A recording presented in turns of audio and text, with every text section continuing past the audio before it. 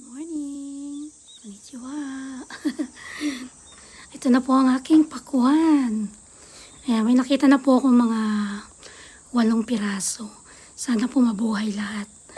Ang punla ko po niyan is 3 pirasong punla lang po yun. Yung isa maliit pa nga po yun eh. Ayan, gumapang na po sila at marami pa pong bulaklak.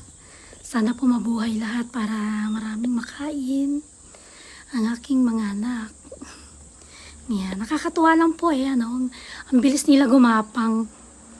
Ayan, sa mga may balak pong magtanim ng pakwan, naku, ayan, very fruitful po talaga.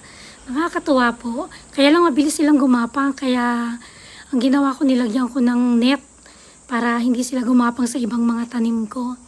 Kasi marami pa po akong mga tanim dyan sa mga gilid-gilid. May kalabasa, may kamote. Ayan, meron po akong sitaw. Ayan.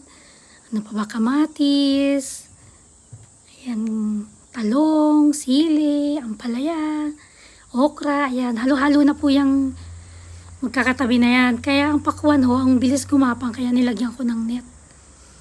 Kasi pumupunta sa ibang lugar. Nakakatawa lang po, marami pa po silang bunga.